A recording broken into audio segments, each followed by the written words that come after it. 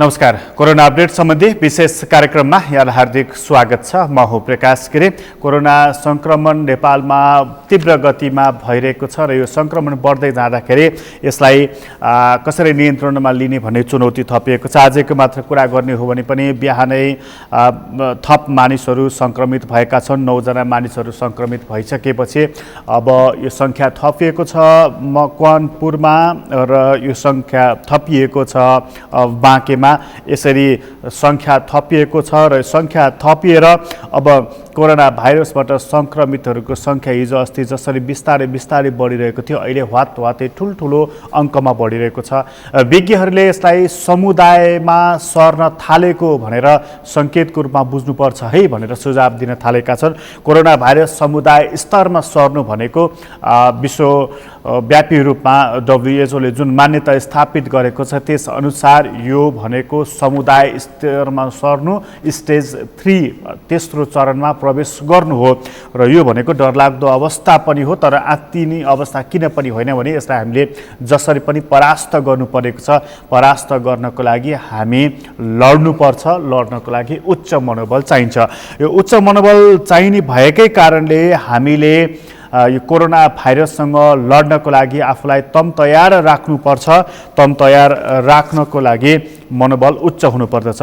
Corona virus अहिले विश्वव्यापी रूपमा नै समस्याको रूपमा छ। विश्वलाई नै यसले जकडेको छ, आफ्नो कब्जामा राखेको छ। त्यस्तो बेलामा हामीलाई पनि अप्ठ्यारो पारेको छ यसले र यो कोरोना भाइरसबाट जोगिनको लागि अब नेपालले अर्को खालको उपाय पनि अपनाउनु पर्नेछ। भोलिदेखि अझ कडा गर्ने भनेर सरकारले भनेको छ। कडा मतलब लकडाउन कडा गर्ने, मानिसहरूलाई निस्कन नदिने, एउटै ठाउँमा सीमित गराएर राख्ने। त्यसो गर्यो भनेदेखि कोरोना भाइरसको संक्रमण फैलाउँदैन भन्ने सरकारको मान्यता रहेको छ र यसैलाई सरकारले एउटा औजारको रूपमा पनि प्रयोग गर्न खोजिरहेको छ। विश्वव्यापी रूपमा पनि कोरोना भाइरस फैलि नै रहेको छ। अहिलेसम्म 45,21,989 जना मानिसहरू यो रोगबाट संक्रमित भएका छन् र कोरोना भाइरसकै कारण 3 लाख मानिसहरूको मृत्यु भइसकेको छ। अहिलेसम्म 3,03,082 जना मानिसको मृत्यु भएको छ। यो 24 घण्टामा मात्रै 5,317 जना मानिसको मृत्यु भयो र मृत्युको दर चाहिँ अमेरिकामा अलिकति कम भएर गएको छ। त्यहाँ यो 24 घण्टामा 1715 जना मानिसको मृत्यु भयो र यो संख्या बेलायतमा भनेको युरोपमा चाहिँ अलिकति बढेको देखिन्छ। युरोपमा बेलायतमा 428 जना मानिसको मृत्यु भएको छ भने स्पेनमा 217 जनाको र इटालीमा 262 जनाको मृत्यु भएको छ भने यो रोगले अहिले दक्षिण अमेरिका, ल्याटिन अमेरिकालाई असाध्यै असर पारेको छ। त्यसमध्येको पनि ब्राजिल हो असाध्यै संक्रमणमा परेको, जहाँ यो 24 घण्टामा 835 जना मानिसको मृत्यु भएको छ र 835 जनाको मृत्यु भएको र त्यहाँ 2,02,918 जना मानिस संक्रमित भएको अवस्था रहेको छ।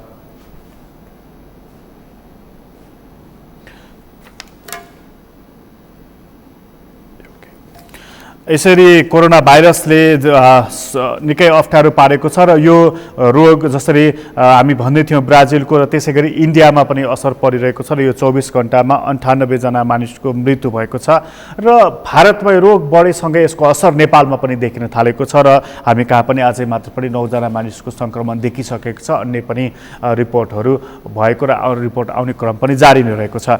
यो संक्रमण बढेको र संक्रमितको संख्या बढेको मध्येको एउटा जिल्ला बाँके हो र आजको मात्र पनि संख्यालाई हिसाब गर्ने हो भने बाँकेमा संख्या बढेको छ। यो बाँकेको अवस्था कस्तो छ हामी कुराकानी गर्नेछौँ। हाम्रा सहकर्मी हुनुहुन्छ मधु पौडेल बाँकेबाट। मधुजी, हजुर हजुर मधुजी सुन्दै हुनुहुन्छ?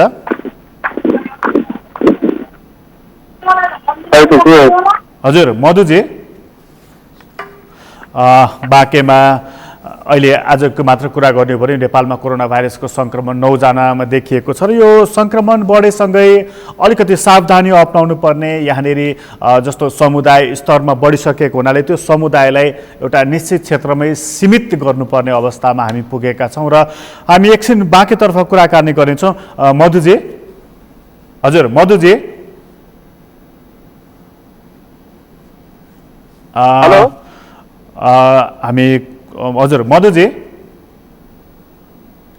सुन्दै हुनुहुन्छ हजुर भन्नुहोस् नि हजुर हजुर हजुर मधुजी जस्तो बाँकेको अहिलेको अवस्था बताउनुहोस् न के छ त्यहाँको जस्तो बाँकेमा पछिल्लो समय आज मात्रै बाँकेको स्थानीय तह खास गरी बाँकेमा 8वटा स्थानीय तह छन्। खास अहिलेको वर्तमान अवस्थालाई हेर्दाखेरि नेपालगञ्ज उपमहानगरपालिका र नरैनापुर गाउँपालिका जो सीमा क्षेत्र नजिकका स्थानीय तह हुन् उनीहरूमा बढी मात्रामा सङ्क्रमित भएको पाइएको छ। खास गरी बाँकेमा 25 जना र यसै गरी नरैनापुर जुन भारतीय सीमा नजिकै छ त्यसमा 8 जना आज कोरोना पोजिटिभ सङ्क्रमितहरू भेटिनु भएको छ।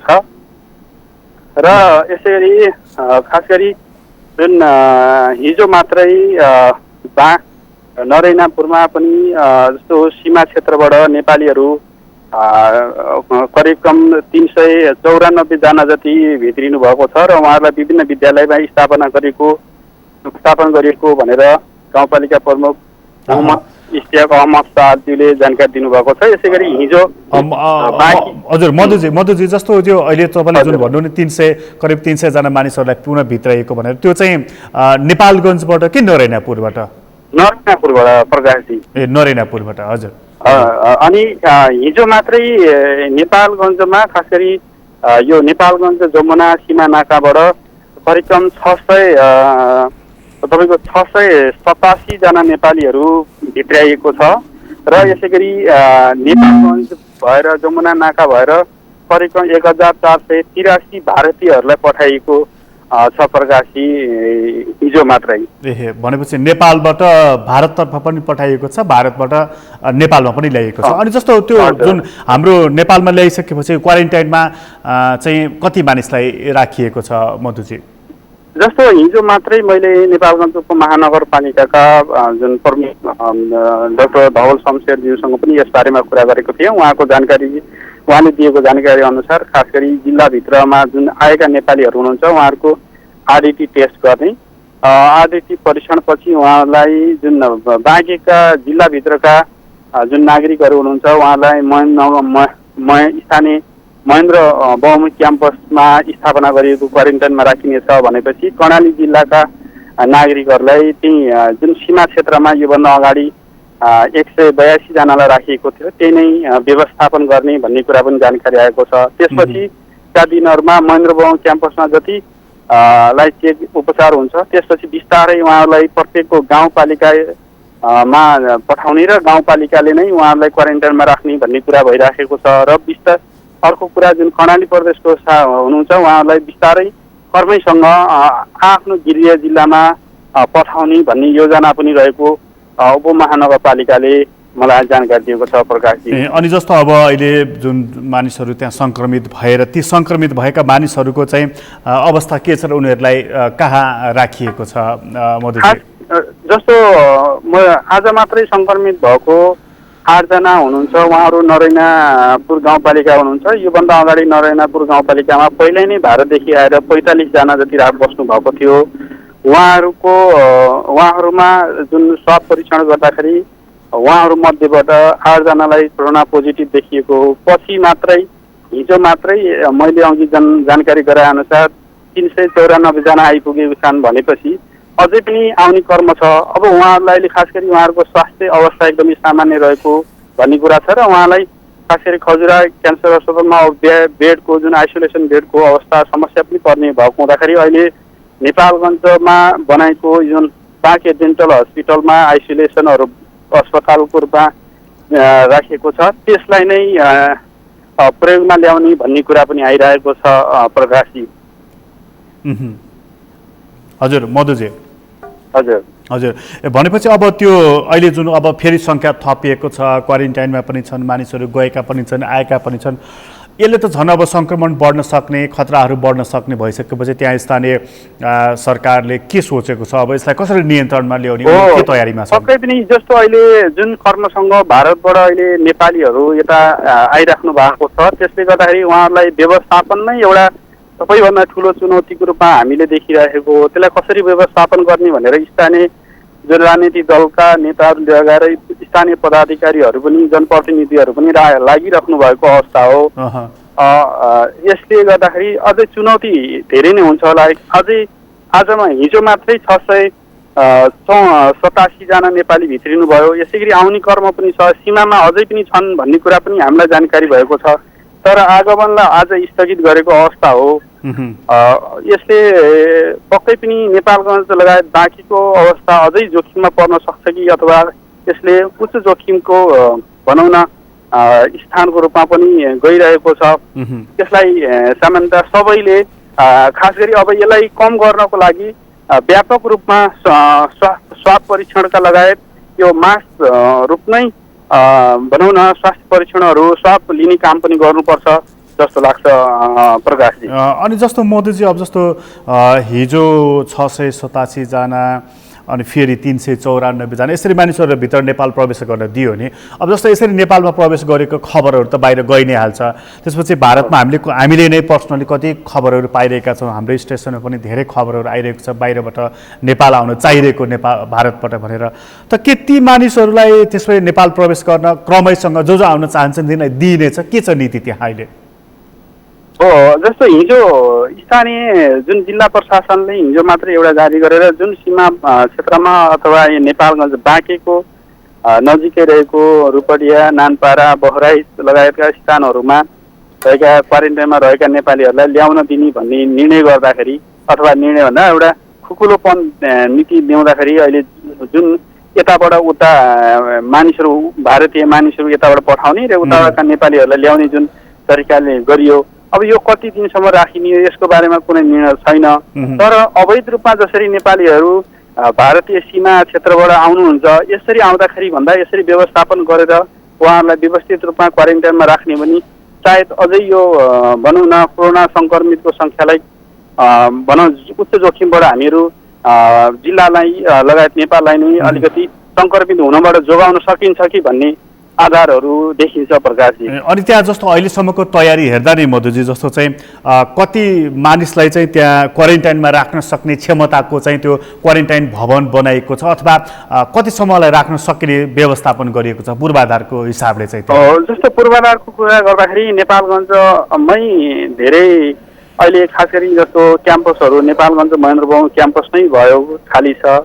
र यसै गरी नेपालगञ्जमा अन्य क्षेत्रहरू स्कुलहरू पनि छन्, स्कुलका भवनहरू पनि छन्, तिनलाई पनि युज गर्न प्रयोगमा ल्याउन सकिन्छ। यसै गरी प्रदेश 5 नम्बर प्रदेशले पनि जुन सेनाका ब्यारेकहरू लाई पनि प्रयोगमा ल्याउन सकिन्छ भन्ने किसिमको निर्णयहरू पनि गरिसकेको हुँदाखेरि सायद यदि इच्छा शक्ति हुने भने आउने नेपालीहरूलाई यहाँ व्यवस्थापन गर्न सकिने अवस्था देखिन्छ।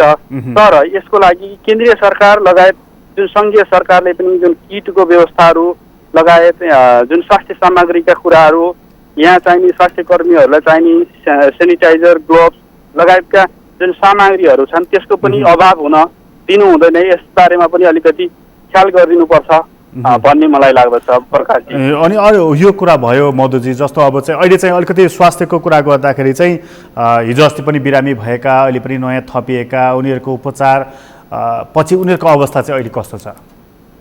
अहिले जस्तो खास जति पनि अहिले एडमिट हुनुभएको छ आइसोलेसनमा जुन कोरोना पोजिटिभको रूपमा देखिनु भएको छ उहाँहरूको स्वास्थ्यको अवस्था खासै त्यस्तो खराब देखिँदैन, सबै सामान्य अवस्थामै हुनुहुन्छ प्रकाशजी। मधुजी तपाईँलाई धेरै धन्यवाद जानकारीको लागि। हाम्रा सहकर्मी मधु पौडेल हुनुहुन्थ्यो नेपालगञ्जबाट बाँकेको अवस्था हामीलाई बताउँदै हुनुहुन्थ्यो। नरैनापुर भारतसँग सिमाना जोडिएको स्थान हो र त्यो ठाउँबाट चाहिँ हामी कहाँ नेपालमा जस्तो अस्तिको दिनमा 687 जना, हिजो 394 जना मानिसहरू नेपाल प्रवेश गरेका छन् र उनीहरूलाई क्वारेन्टाइनमा राखिएको छ। स्कुलका केही भवनहरू छन्, त्यो भवनमा नै उनीहरूलाई राखिएको छ र अहिले पनि नेपालको सिमानामा भारतपट्टि अझै पनि नेपाल प्रवेशको लागि अनुमति कुरेर बसेका मानिसहरू छन् भनेर पनि हाम्रा साथीले जानकारी दिइराख्नु भएको छ। यो स्थिति भइरहेको छ र यो स्थिति भइरहँदाखेरि जस्तो कति मानिसलाई क्वारेन्टाइनमा राख्ने, उनीहरूलाई कसरी व्यवहार गर्ने, यो एउटा मुस्किलको विषय बनेको छ र स्थानीय तहले धेरै मानिसहरूलाई कसरी व्यवस्थापन गर्न सकिन्छ भनेर यसको तयारी पनि गरिरहेको छ। र यो हामीले जुन सिमानाको कुरा गरिरहेका छौँ, सिमानाको कुरा गरिरहँदाखेरि अहिले भारतमा हजारौँ मानिस रहेका छन् जो मानिसहरू चाहिँ नेपाल प्रवेश गर्न चाहिरहेका छन्। भारतमा कामकाज विहीन भएका छन् मानिसहरू र खाने कसरी, बस्ने कसरी, यो जुन समस्या अहिले भारतमा परिरहेको छ त्यो समस्याको कारणले अहिले उनीहरू नेपाल फर्कन चाहिरहेका छन्। र अर्को कुरा, सङ्कटको सन्दर्भमा आफ्नो देशमा फर्कन हरेक व्यक्तिले चाहिने रहन्छ, त्यो कुरा पनि छँदैनछ। र अहिले चाहिँ जस्तो हामीले सिमानाको कुरा गऱ्यौँ, तर सीमा पारी भारतमा रहेका केही व्यक्तित्वहरू हुनुहुन्छ जो हाम्रो अहिले प्रत्यक्ष सम्पर्कमा हुनुहुन्छ। त्यसमध्ये एकजना व्यक्तित्व हुनुहुन्छ डाक्टर खेमचन्द्र भुर्तेल हुनुहुन्छ। उहाँ चाहिँ नेपाली संस्कृति परिषद गुजरात राज्यको चाहिँ त्यसको सचिव हुनुहुन्छ। उहाँ अहिले हाम्रो प्रत्यक्ष सम्पर्कमा हुनुहुन्छ। त्यहाँको अवस्था हामी उहाँसँग कुराकानी गर्नेछौँ। डाक्टर साहेब, तपाईँलाई स्वागत छ सगरमाथा टेलिभिजनमा।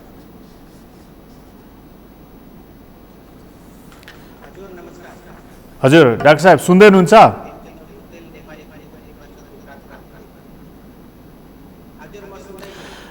यसरी नेपालमा प्रवेश गर्न थुप्रो सङ्ख्यामा भारतमा रहेका नेपालीहरू चाहिरहेका छन् र त्यहाँ भारतमा रहेका नेपालीहरूको स्थिति के छ हामी त्यो बुझ्ने कोसिसमा छौँ। र गुजरातमा रहेका व्यक्तिहरू जसलाई नेपालीहरू जसलाई त्यहाँ रहेको एउटा हाम्रो नेपाली सांस्कृतिक परिषद रहेछ गुजरात प्रान्तमा, त्यो परिषदले सहयोग गरिरहेको छ खानको, बस्नको आदि इत्यादिको त्यो व्यवस्थापन गरिरहेको त्यो परिषदको सचिव हुनुहुन्छ डाक्टर खेमचन्द्र भुर्तेल हामीसँग यति बेला प्रत्यक्ष सम्पर्कमा। डाक्टर साहब, तपाईँलाई स्वागत छ सगरमाथा टेलिभिजनमा। हजुर नमस्कार सबै दर्शक वृन्द र टिभी च्यानलका सबै पदाधिकारीहरूलाई नमस्कार।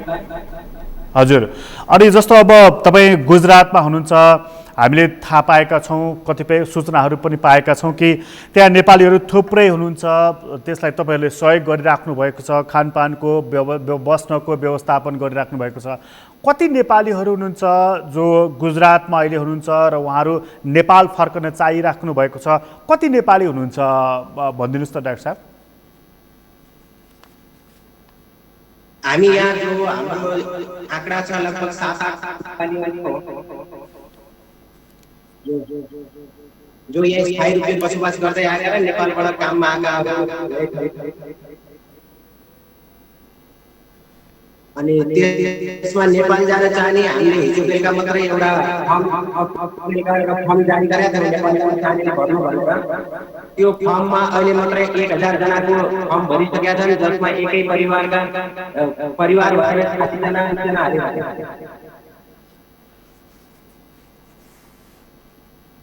हजुर सुनिराख्नु भएको? हजुर डाक्टर साहब, जस्तो अब तपाईँले जुन भन्नुभयो, अब जस्तो त्यहाँ नेपालीहरू छन् नि, जस्तो ठुलो सङ्ख्यामा नेपालीहरू छन्, उनीहरू त्यहाँ बसिरहेको, त उनीहरू अब तपाईँहरूले जुन व्यवस्थापन गरिराख्नु भएको छ, कसरी व्यवस्थापन गरिराख्नु भएको छ उनीहरूको लागि? कति सङ्ख्यामा छन् र तपाईँहरूले लगत सङ्कलन गरेको कुरा पनि हामीले सुनिरहेका छौँ। त कति मानिसहरू नेपाल फर्कन चाहेका छन् र उनीहरू किन फर्कन चाहेका छन्? एक त यो अस्ति जुन हाम्रो लकडाउन चालु अस्ति मात्रै हामीले एप्लिकेसन जारी गरेको नेपाल जान चाहनेहरूले फर्म भर्नु भनेर फेसबुकमा हालेका थियौँ। लगभग 10,000 जना जतिले नेपाल जान चाहनु भएको फर्म प्राप्त भएको छ हामीलाई।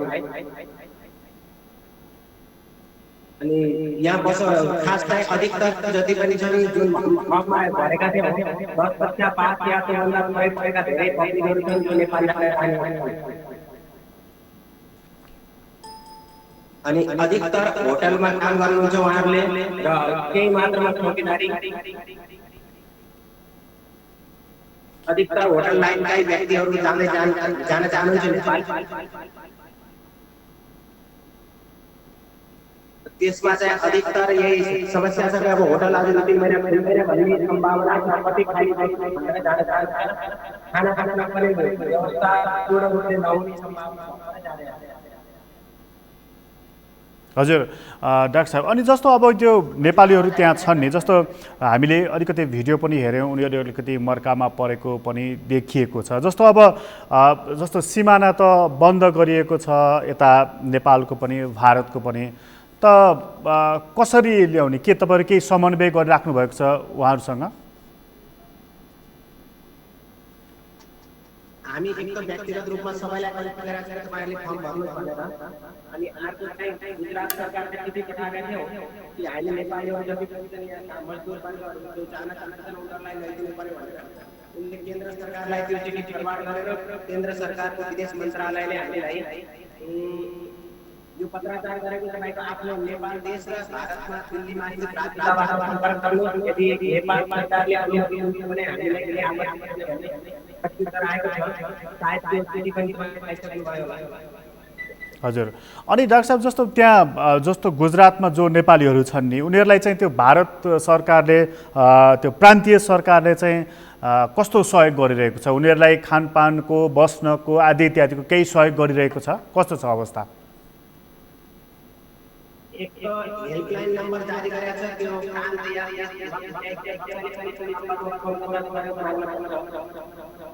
अर्को हाम्रो नेपाली कृषि परिषद गुजरात प्रान्तका अध्यक्ष हरिप्रसाद पाठकजी उहाँ पनि व्यक्तिगत कामकाज सुधार गरेको छ। जसले मात्रै यहाँ संसदले रञ्जन भट्ट भन्ने व्यक्ति उहाँले 52 कि हामीले 52 जना पठाएका छौँ। सरकार बेला बेला गर्ने 52 कि घर घर गइरहेको छ। त्यो नम्बरलाई विधानसभाको अध्यक्ष यहाँ विधायक उहाँले हामीले पठाएको छ।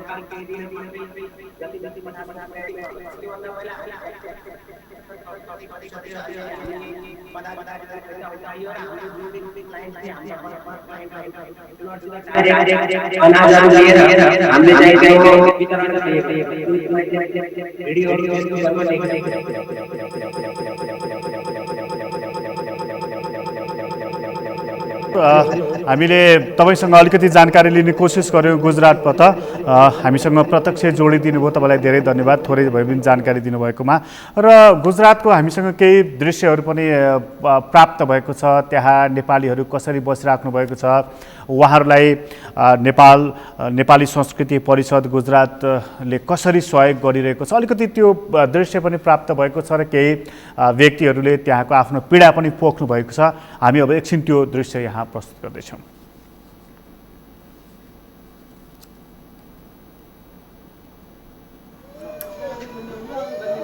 नमस्कार गुरुजी, हामी बरौडाबाट बोलिरहेका छौँ। हाम्रो चक्र सरको समन्वयमा हामी उद्धारको लागि तपाईँको लागि केही माग राखिरहेका छौँ। अनि हाम्रा भनौँ न हामी यतिजना छौँ, कसैले राहत पनि दिएको छैन र कसैले भनौँ न उद्धारको लागि केही पहल पनि गरिरहेको छैन। तपाईँको आशामा हामी बाँचिरहेका छौँ। प्लस हामीलाई जसरी भए पनि नेपाल जानु छ, बच्चा बच्ची रोइरहेका छन्, बच्चा बच्चीको लागि केही दुधको व्यवस्था पनि छैन, खानाको व्यवस्था पनि छैन, हामीले केही खाउँ भने पैसा पनि छैन, मास्क किन्ने पैसा पनि छैन। तपाईँले केही उद्धार गर्न सक्नुहुन्छ कि भनेर हामीले यो भिडियो बनाउन गइरहेका छौँ। र प्लस हाम्रो गुरुजीले केही गर्नुहुन्छ भन्ने हामी आशामा छौँ। प्लस बच्चा बच्ची रोइरहेको छ, हामीलाई रुमवालाले पैसा मागिरहेको छ, हामीले त्यो भाडा कसरी तिर्ने र हामी घर कसरी जाने भन्ने हामी तपाईँको आशामा जिइरहेका छौँ। जसरी हुन्छ हामीलाई उद्धार गर्नु पर्यो गुरुजी, होइन? हामी लगभग 26-27 भन्दा बढीजना छौँ, होइन? जसरी हुन्छ हामीलाई तपाईँले उद्धार गर्नु पर्यो र राहतको जति सक्नुहुन्छ उद्धार गर्नुहोस् र राहत पनि प्लस राहत पनि गराइदियो हुन्थ्यो भन्ने हामी आशामा छौँ। हामीले खाना नपाएको कति दिन भइसक्यो, धेरै दिन भइसक्यो। तपाईँको लागि हामी पहल गरिरहेका छौँ। तपाईँले केही गर्न सक्नुहुन्छ हाम्रो लागि भनेर तपाईँको यति भिडियो बनाइरहेका छौँ। जसरी हुन्छ हामीलाई उद्धार गरिदिनु पर्यो। नेपाल सरकारले पनि केही भनौँ न सिमानाको लागि केही बोलिरहेको पनि छैन र प्लस हामीले खाना पनि पाइरहेको छैनौँ, जाने कसरी जाने पैसा पनि छैन। जसरी हुन्छ तपाईँले उद्धार गरिदिनु पर्यो भन्ने हाम्रो माग हो। तपाईँहरू केही बोल्न चाहनुहुन्छ भने?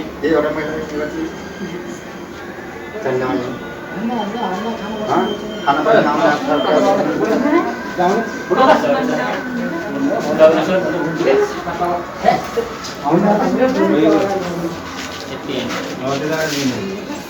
तपाईँले पनि लिनु तपाईँ जानु नबोल्छ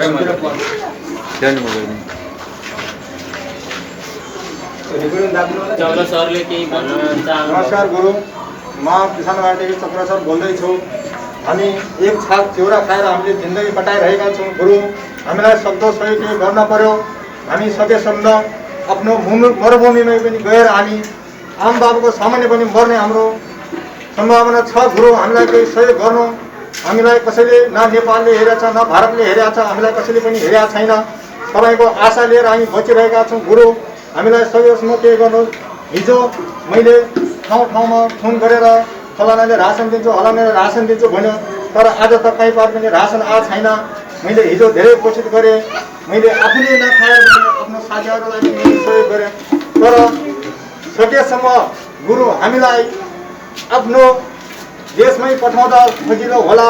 हजुरलाई पनि हामीले कति दिनका पोल गरेर गुरु रासन चाहियो भनेर हामीले हजुरलाई पनि कति सहयोग गर्ने। हजुर पनि टन्न एकदम कमाएर बस्नु भएको छैन।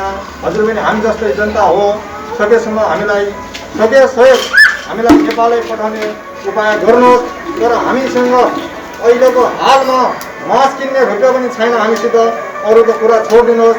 हामी एक छाक खाएर पनि हामी बस्न सक्छौँ, तर रक्षाको हाल देख्दा हामीलाई यस्तो लाग्छ हजुर। भनेपछि गुरु यो अहिलेको समस्या कहिले पनि हामीले यस्तो हजुरसँग यस्तो कन्ट्याक्ट गरेर किन यस्तो भइरहेको किन अहिले हामीलाई बाध्यता भएर हजुर अहिले हामीले हजुरलाई यस्तो हैरान गरिरहेको छौँ। ठिकै छ, यसमा सहयोग गर्नुहोस् गुरु। पछि सब यो भयो भनेपछि हजुर हामीलाई सम्झिनु होला। त्यसका कारण हामी पनि हजुरको केही सहयोग गर्नेछौँ र गरिरहेका पनि छौँ। र अहिले होइन, अहिले हामीले हजुरलाई 12-13 वर्ष भयो हजुरसँग हामीले भेटघाट गर्ने यताउता गरिरहेका छौँ। तर त्यसै कारणले गर्दा अहिले हजुरलाई मैले सम्झेको हुँ। तर हिजो मैले धेरै थरमा रासन मागेको थिएँ, तर त्यही पनि अरूले के गरे त्यस्ता खालको रासन दिने होइन यस्तो गर्ने होइन भनेर हजुर रासन मलाई क्यान्सल गरिरह्यो। तर मेरो लागि होइन, मैले आफ्नो साथीभाइका लागि पनि मैले सहयोग गरेको थिएँ, तर मलाई 2 जग्गामा रासन बन्द भयो। त्यसको लागि हजुरले पनि वीरबहादुर सोनीसँग कन्ट्याक्ट गर्नु होला।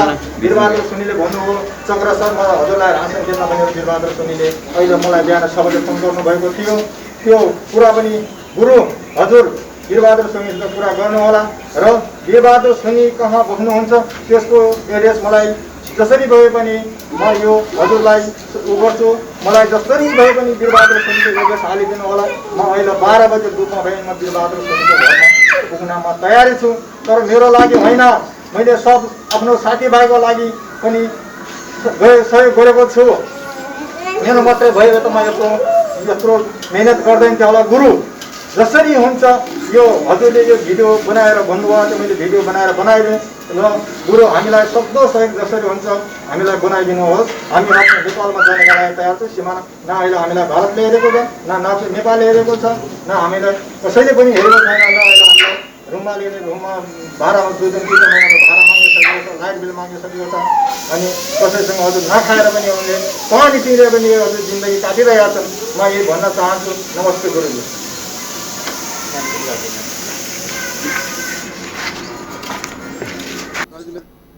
यसरी यो गुजरातको दृश्य थियो र गुजरातमा नेपालीहरू रहेका छन् र त्यहाँ ठुलो सङ्ख्यामा नेपालीहरू छन् र ती गुजरातमा रहेका नेपालीहरू विभिन्न ढङ्गले गएका छन्। जस्तो कतिपय कामको लागि गएका छन् त कतिपय त्यहीँ बसोबास पनि गरिरहेका छन्। कामको लागि गएका नेपालीहरूको लागि त्यहाँ रहेका नेपाली संस्कृति परिषदले खानपानको र बस्ने व्यवस्था गरेको छ। तर ठुलो सङ्ख्यामा नेपालीहरू त्यहाँ कामविहीन भएको हुनाले यो लकडाउनको बेलामा र यो कोरोना भाइरसको सङ्क्रमणको कारणले गर्दाखेरि तिनीहरूलाई कतिन्जेल धान्ने कसरी चलाउने भन्ने कुराको ठुलो समस्या त्यहाँनिर परेको छ र उनीहरू नेपाल फर्कन चाहिरहेका छन्। तर नेपाल फर्कने कसरी यो प्रश्न बनेको छ र यो प्रश्न बनिरहँदाखेरि हामीले कुराकानी गरेका थियौँ गुजरातमा र त्यहाँका नेपाली संस्कृति परिषदका सचिवसँग हामीले एकछिन अघि कुराकानी गरेका थियौँ र अहिले त्यहाँ गुजरातमा रहेका तर नेपाल फर्कन चाहेका नेपालीहरूको भनाइ हामीले यहाँनिर प्रस्तुत गरेका छौँ। भारतमा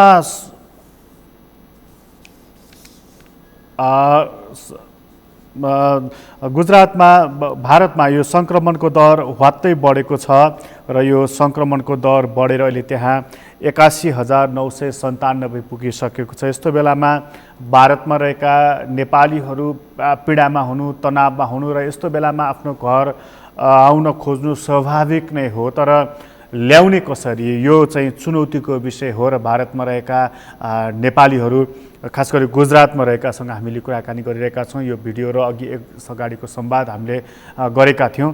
यो चिजले भारतमा सङ्क्रमण बढ्दाखेरि भारतमा त तनाव भएको छ नै छ, तर त्यहाँ रहेका नेपालीहरू जो तनावमा रहेका छन् उनीहरू तनावमा रहँदाखेरि हामीलाई पनि समस्या हुने नै छ र यसरी भारतको यो समस्या हामीले एक ढङ्गले यहाँनिर प्रस्तुत गर्न खोजेका थियौँ। तपाईँ दृश्यमा पनि देखिराख्नु भएको थियो कि त्यहाँ रहेको संस्कृति परिषदले अलिकति सहयोग गरिरहेको थियो, तर ठुलो सङ्ख्यामा भएको र नेपाल फर्कन चाहेको पनि ठुलो सङ्ख्यामा करिब 50,000 भन्दा बढी छ भनेर त्यहाँ उहाँहरूले हामीलाई जानकारी दिनुभएको छ। त्यो सङ्ख्यालाई कसरी रेस्क्यु गर्ने चुनौतीको विषय चाहिँ यो बनिरहेको छ र हामीलाई हेरिराख्नु भएको छ। यदि कसैले भनेदेखि त्यो कुरालाई पनि मनन गर्नको लागि पनि हामी आग्रह गर्न चाहन्छौँ। त्यसपछि हामी एकछिन आन्तरिक अवस्थाकै कुरा गरौँ। अलिकति नेपालभित्रै रहेको अवस्था भनेको अहिले कोरोना भाइरसको सङ्क्रमण मध्ये एउटा जिल्ला मकवानपुरमा पनि देखिएको छ, जहाँ अलि अगाडिसम्म सङ्क्रमण देखिएको थिएन, अहिले देखिएको छ। आजको रिपोर्टमा त्यो देखिएको छ। त्यसपछिको अवस्था मकवानपुरको के छ हामी कुराकानी गर्नेछौँ। हाम्रा सहकर्मी रूपेश दुलाल हुनुहुन्छ यति बेला सम्पर्कमा। रूपेशजी, हजुर प्रकाशजी, हामीले पहिला कुरा गरेका थियौँ, त्यहाँ तपाईँले धेरैवटा टेस्ट भएको तर नेगेटिभ रिपोर्ट आएको कुरा गरिराख्नु भएको थियो। अहिले त्यहाँ एउटा सङ्क्रमण देखिएको छ, त्यो सङ्क्रमण देखिएपछिको अवस्था चाहिँ कस्तो छ? हजुर प्रकाशजी, यसलाई चाहिँ पहिला सुरु सच्याउनुपर्छ हामीले, किन भन्दा मकवानपुरमा देखिएको होइन कि मकवानपुरका व्यक्ति ठेगाना भएको व्यक्तिलाई काठमाडौँमा देखिएको हो। उहाँको स्वाब कलेक्सन पनि मकवानपुरमा भएको होइन र उहाँ चाहिँ मकवानपुरमा यो लकडाउनको अवधिभरिमा उहाँले नै बताए अनुसार मकवानपुरमा आउनु भएको छैन। उहाँले काठमाडौँमा स्वाब कलेक्सन गराउनु भएको र त्यहीँ टेस्ट हुँदाखेरि चाहिँ उहाँमा चाहिँ कोरोना पुष्टि भएको हो। यसो त मकवानपुरै ठेगाना भएका वीरगञ्जका पत्रकारमा पनि, वीरगञ्जमा रहेका पत्रकारमा पनि कोरोना सङ्क्रमण देखिएको छ। ठेगाना मात्रै मकवानपुरको हो, तर उहाँहरू दुवैजनाको बसोबास चाहिँ एकजनाको वीरगञ्ज र अर्कोजनाको काठमाडौँ भएको हो र यो पछिल्लो 37 वर्षीय पुरुष पनि काठमाडौँ नै बसोबास गरेको मकवानपुरका प्रमुख जिल्ला अधिकारी दीपक राज नेपालले हामीलाई जानकारी दिनुभएको छ। प्रकाशजी, रूपेशजी, तपाईँले बडा महत्त्वपूर्ण जानकारी दिनुभयो। उहाँहरू मकवानपुर स्थायी ठेगाना भए पनि बसोबास चाहिँ काठमाडौँमा र अन्यत्र रहेछ। अनि जस्तो अहिले त्यहाँ चाहिँ जस्तो मकवानपुरमा चाहिँ जस्तो भोलिबाट अलि कडा गर्ने भनेको छ देशभरि नै, त मकवानपुरमा चाहिँ तयारी के भइरहेको छ त्यहाँ?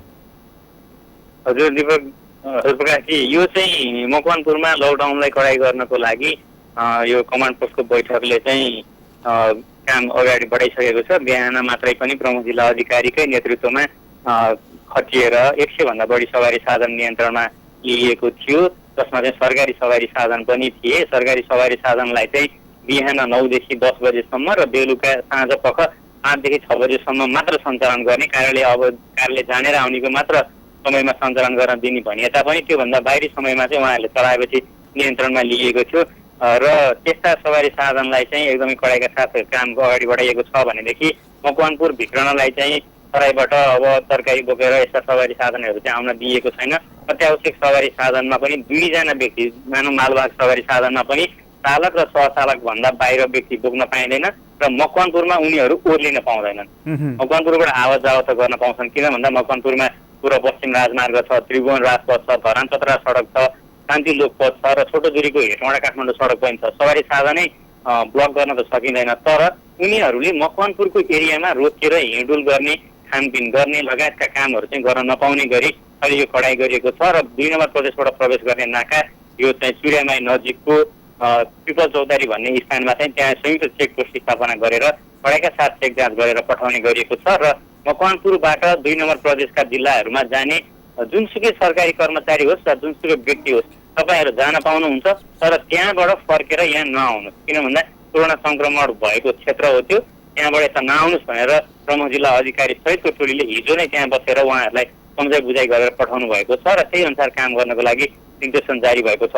र आज मात्रैको कुरो गर्नुपर्दा जब यो कोरोना संक्रमणको कुरो एकजनाको आयो, उहाँ चाहिँ काठमाडौँ बस्ने भए पनि मकवानपुर ठेगाना भएको कारणले गर्नाले उहाँको परिवारमा र आसपासमा उहाँले कतै ढाँटेको हो कि भनेर आसपासमा पनि बुझ्ने काम भइरहेको छ र त्यस्तो अवस्था पाइयो भने कडाइका साथ यसलाई गर्नको लागि काम अगाडि बढाइएको प्रमुख जिल्ला अधिकारी दिपकराज नेपालले हामीलाई जानकारी दिनुभएको छ। प्रकाशजी, रूपेशजी, अब यो जस्तो लकडाउन कडाइ गरिने कुरा भयो र तपाईँले जुन 2 नम्बर प्रवेशबाट यता प्रवेश गर्ने ठाउँमा चाहिँ चुरियाबाईमा चाहिँ अलिक कडाइ गरिएको छ भनेर जुन भन्नुभयो नि, जस्तो अब एक जिल्लाबाट अर्को जिल्लामा प्रवेश त रोकिसकिएको छ नि त होइन, तर अब अहिलेसम्म मकवानपुरमै चाहिँ सङ्क्रमण त कसैलाई पनि देखिएको छैन। यसमानेमा चाहिँ अब त्यहाँ अरू थप टेस्ट गर्नुपर्ने, टेस्ट गरिने कुराहरू पनि भएको छ कि टेस्टलाई चाहिँ स्थगित गरिएको छ? होइन, मकवानपुरमा टेस्ट हुने काम भइरहेको छ, रेगुलरली टेस्ट गरेको छ, आरडिटी पनि गरिएको छ र स्वाब कलेक्सन पनि गरिएको छ। र हामीलाई आइसोलेसन वार्डका इन्चार्ज भोला प्रसाद चौलगाईले दिएको जानकारी अनुसार अहिलेसम्म सम्पूर्ण गरिएकामा चाहिँ आजसम्म गरिएकामा कोरोना संक्रमण देखिएको छैन। आरडिटी पनि जम्मा 5 जनामा चाहिँ पोजिटिभ देखिएको थियो, पिसिआर गर्दा उनीहरूको पनि नेगेटिभ आइसकेको छ। त्यसो हुनाले यो क्रम पनि बढाइ नै रहेको छ। बिचमा केही समय चाहिँ त्यो प्राविधिक समस्याका कारणले एक दिन चाहिँ अलिकति रोकियो, तर त्यो मेसिनको काम चाहिँ प्राविधिक समस्या मिलाइसके पछाडि रेगुलरली टेस्ट भएको छ। आएका स्वाबहरूलाई कलेक्सन गर्ने र बाहिर जिल्लाबाट फलोअपमा आएको भए पनि त्यो स्वाबलाई पनि परीक्षण गरेर रिपोर्ट सार्वजनिक गरिरहेको छ प्रदेश मन्त्रालयले, सामाजिक विकास मन्त्रालयले रेगुलरली। अनि जस्तो रूपेशजी, जस्तो अब त्यो आन्तरिक रूपमा चाहिँ त्यो जस्तो अघि तपाईँले भन्नु बाहिरबाट आएका मानिसहरूलाई त्यहाँ ओर्लिन नदिने, गाडी चाहिँ चल्न दिने आदि इत्यादि, तर आन्तरिक रूपमा चाहिँ मानिसहरूले लकडाउनको पालना चाहिँ कति गरेका छन् र जस्तो अब बिहान बेलुकाको अवस्था चाहिँ कस्तो रहन्छ? हजुर, अब यो बिचमा जुन यो अन्तिम पटक चाहिँ लकडाउन बढाइयो त्यो समय पछाडि चाहिँ यो विभिन्न थरीका सवारी साधनहरू चल्न दिने, उद्योगका सवारी साधनहरू चल्न दिने भन्ने कुरा आइसके पछाडि चाहिँ त्यो बेलामा चाहिँ यो लकडाउन हो होइन अलिक छुट्टिन सक्दैन थियो। विभिन्न बाहना मान्छेहरू बढी हिँड्ने गर्दथे। विशेष गरी बिहान र बेलुकाको समय चाहिँ प्रशासनलाई यो कडाइ गर्ने एकदमै गाह्रो भइसके पछाडि प्रशासनले चाहिँ तरकारी मन्डीदेखि लिएर गएर यो किनमेललाई पनि एकदमै कडाइ गर्यो। तरकारी मन्डी बन्दै गरिसक्यो। आजबाट तरकारी मन्डीमा तरकारी किन्न जान पाइँदैन, नजिकको पसलबाट किन्नुपर्ने हुन्छ। अनि यो खाद्यान्न लगायतका सामग्री किन्नलाई पनि एकदमै कडाइ गरिसकेको छ। बैङ्क तथा वित्तीय संस्थाहरूमा जानको लागि पनि एकदम अत्यावश्यक छ कि छैन हेरेर नाकामा प्रहरीहरू एकदमै तैनाथी अवस्थामा राखिएको छ र यसलाई चाहिँ प्रभावकारी ढङ्गले अगाडि बढाउन गरिएको छ। दिउँसो चाहिँ अब एकदमै सुनसान जस्तै देखिन्छ, प्रायः दिउँसो चाहिँ हुँदैन। बिहान बेलुका चाहिँ छिटपुट अलिक बढी निस्किने गर्छन्, तर त्यसलाई पनि एकदमै कडाइ गर्नको लागि हिजोदेखि नै एकदम तीव्रताका साथ अघि बढिएको छ। प्रमुख जिल्ला अधिकारी आफै फिल्डमा उत्रिनुहुन्छ। मकवानपुर सशस्त्र प्रहरीका एसपीदेखि लिएर गएर नेपाल प्रहरीका एसपी, राष्ट्रिय अनुसन्धानका चाहिँ माथिल्लो निकायका जिल्ला समन्वय समितिका प्रमुख आफै नै मैदानमा खटिएर सर्वसाधारणलाई सम्झाउने, त्यसपछिबाट अन्य कारबाही लगायतका कामहरू अगाडि बढाइरहेकाले अब चाहिँ अलिकति किन भन्दा छिमेकी जिल्लाहरूमा पनि संक्रमण देखिसकेको अवस्था छ। त्यो हुनाले पनि अलिकति कडाइ चाहिँ गरिएको छ। प्रकाशजी, अब जस्तो यो कडाइ गरिएको छ र अघि तपाईँले प्रसङ्ग पनि उठाउनु भयो कि सरकारले जसरी त्यो उद्योगहरू खुलाउने कुरा गरेको थियो, अब लकडाउन कडा गर्न थालिएको छ, अब उद्योगहरू चाहिँ के गर्ने भनिएको छ त्यहाँ? हजुर, अब यो उद्योग चाहिँ अहिलेसम्म चाहिँ अब प्रमुख जिल्ला अधिकारीले नै भनेअनुसार अब यो पासको व्यवस्था चाहिँ अब यहाँबाट नहुने भइसकेपछि अब अलिअलि कडाइ त हुने नै भयो। तर पनि केही उद्योगहरू त चलि नै रहेका छन्, तर तिनीहरूलाई पनि यो विभिन्न किसिमको कडाइका कारणले गर्नाले समस्या चाहिँ हुन्छ। प्रकाशजी, किन भन्दा अहिले पनि शिवम सिमेन्ट लगायतका केही उद्योगहरू सञ्चालनमा छन्, तर पनि कठिनाइका साथ सञ्चालन हुन्छ। किन भन्दा अवरोध हुन्छ, स्थानीयहरूको चाहिँ समस्या, स्थानीयहरूले समस्या पनि देखाइरहेका छन्। यो बढी चहल पहल भयो भनेर प्रमुख जिल्ला अधिकारी आफैले पनि तपाईँहरूका सवारी साधनलाई चाहिँ तपाईँहरूकै उद्योगभित्र लगेर राख्नुहोस्, त्यहाँका आएका स्टाफहरूलाई चाहिँ बाहिर उद्योगभन्दा बाहिर निस्किन नदिनुहोस्, र यो चाहिँ जुन अपनाउनु पर्ने प्रक्रियाहरू छ सावधानीका त्यो अपनाउनुहोस् लगायतका कडाइका कुराहरू गरिसके पछाडि यो गाह्रो छ सञ्चालन हुनको लागि। प्रकाशजी, भनेपछि त्यो अहिले चलेका उद्योगहरू पनि निरन्तर चल्नको लागि गाह्रो हुने भयो र थप नयाँ खुल्ने त कुरै भएन। भनेको मतलब सरकारले जुन त्यो 42 प्रकारका उद्योगहरू खोलाउने भनेको थियो त्यो कार्यान्वयनमा जाने सम्भावना चाहिँ कम देखियो त्यस बेलादेखि, होइन रूपेशजी? हजुर, त्यो त सम्भावना कमै देखिन्छ। मैले अस्ति पनि भनेको थिएँ यसको एउटा प्रक्रिया हुन्छ, उत्पादनदेखिबाट लिएर गएर वितरणसम्मको प्रक्रिया अन्तिम इन्डसम्म हुन्छ। त्यो कुराहरूमा काहीँ न काहीँ अवरोध हुँदाखेरि त यसलाई त असहज त भइहाल्छ। मैले अस्ति पनि कुरो गरेको थिएँ, मजदुरहरू घर गइसकेका छन्, तिनीहरू फर्केर आउनु पाउने अवस्था छैन। एक जिल्लाबाट अर्को जिल्लामा हिँडुल गर्न दिइएको अवस्था छैन। पासहरू सबै खारेज गरिएको अवस्था छ। त्यस्तो अवस्थामा त्यहाँमाथि तराईका जिल्लाहरूबाट आउन दिइँदैन किन सङ्क्रमणता देखिएको छ। अब जस्तो कि त्यो एकजना नर्स हुनुहुन्थ्यो, उहाँबाट सुनसरीबाट आएर भक्तपुरमा उहाँलाई देखियो नि त, यो ट्राभल गरेको कारणले गर्नाले देखियो। त्यस्ता कुराहरूले कडाइ गरिएको छ। त्यो हुनाले चाहिँ अब खोल्ने त भनिएको छ, यो कुरा त हो, तर कडाइ चाहिँ एकदमै कडाइ छ। एकजना मान्छे नयाँ देखिए पनि गाउँलेहरूले रोक्छन्, अब आवत जावतमा गर्न दिँदैनन्। अब त्यस्तो कुराले त कडाइ नै हुन्छ र काम गर्न पनि उद्योगी व्यवसायलाई गाह्रै छ। अनि जस्तो अर्को कुरा छ नि, जस्तो रूपेशजी, जस्तो चाहिँ अब छिमेकका जस्तो मकवानपुरमा नभए पनि छिमेकका जिल्लाहरूमा त कोरोनाको सङ्क्रमण देखिन थालिसकेको छ। त त्यो जिल्ला बन्द गर्ने त भनिएको छ, लुकीछिपी आउने त्यस्ता बाटोहरू त हामी कहाँ धेरैहरू हुन्छन्, त्यसलाई चाहिँ कसरी कडाइ गरिँदैछ त त्यहाँ? हजुर, यो चाहिँ यहाँले भन्नुभएको ठिकै हो। मकवानपुरमा त यस्तो नाका त मैले अघि नै भने कतिवटा सडक छ हाम्रो राजधानीसँग जोडिने, अब त्यस्तो सडकहरूबाट प्राय आउने त गर्छन्। तर हामीले हेर्दाखेरि विगतको तुलनामा अब मान्छे आउन घटिसकेका छन्। किन भन्दा एक चरणमा मानिसहरू हिँडेर कान्तिलोकपथ हुँदै लगायतका यो मूल सडकहरूमा हिँडेर कयौँ मानिसहरू चाहिँ आएको देखियो। हामीले पनि सोध्यौँ, कयौँ दिन लगाएर हिँडेका देखियो। सोलुखुम्बुबाट बर्दिया जाने मान्छेहरू पनि यही हेटौँडाको बाटो हुँदै आएको पनि हामीले देख्यौँ। तर अहिले पछिल्लो समयमा चाहिँ एकदमै नगन्य मात्रामा मानिसहरू आइरहेका छन्। एउटा एक चरण चाहिँ गन्तव्यमा पुगिसके र एकदमै अत्यावश्यक पर्दाखेरि मात्रै मान्छे आउँछन्। त्यहाँमाथिबाट अब विभिन्न जिल्लाहरूमै कडाइ भइसकेपछि त उनीहरू आउने सम्भावना एकदमै न्यून छ। यहाँले भने जस्तो अहिले मकवानपुरमा चाहिँ यो निर्माण काम चाहिँ एकै मात्रामा भएका छन्, जस्तो कि धरान चतराको काममा चाहिँ पुलको काम भएको देखिन्छ। त्यसपछि चुरेमाई क्षेत्रमा चाहिँ यो पिचको काम र स्ल्याब ढलानको कामहरू भइरहेको छ।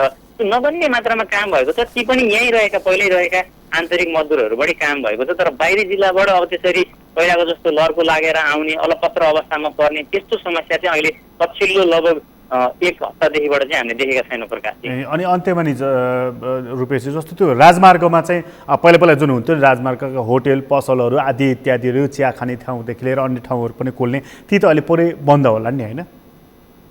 त्यस्तो राजमार्गहरूको चाहिँ लाइन होटलहरू चाहिँ अलिक खुल्दैन, त्यस्तो खुलेको छैन। र एकजना ट्रक ड्राइभर हुनुहुन्थ्यो, उहाँले चाहिँ लगभग 2 दिन अगाडि आउनुभएको थियो। उहाँले चाहिँ खाना खान काठमाडौँबाट यहाँ आउँदाखेरि खाना खाने ठाउँ कहीँ पनि पाउनु भएन अरे। भन्नुको अर्थ टोटल एरियामा चाहिँ त्यस्तै टाइट गरिएको छ र खाना खाने समेत अवस्था छैन, होटलहरू सञ्चालनमा चाहिँ छैन प्रकाशजी। रूपेशजी, तपाईँलाई धेरै धन्यवाद जानकारीको लागि।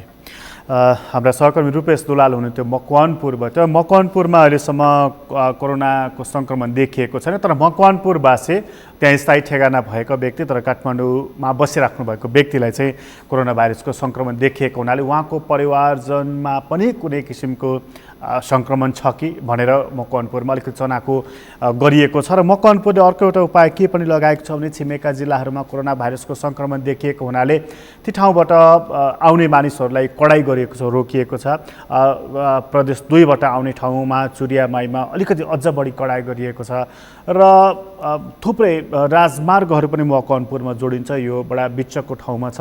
त्यसैले गर्दाखेरि ती राजमार्गहरू त सञ्चालनमा छन्, तर राजमार्गमा आउने सवारी चालक र सहचालक 2 जनाभन्दा बढी ठुलो सवारी साधनमा पनि बस्न नपाउने भनेर नियम बनाएको छ र उनीहरू आउन पाउँछन्, तर मकवानपुरमा ओर्लन चाहिँ पाउँदैनन्। त्यहाँ ओर्ने, बस्ने, खाने यो कामकोहरू चाहिँ त्यहाँ बन्द गरिएको छ, ताकि कोरोना भाइरसको सङ्क्रमण कसैलाई पनि नसरोस्, उनीहरूलाई पनि नसरोस् भनेर यो तयारी पनि पूर्व सचेतनाको साथ यो तयारी पनि गरिएको छ।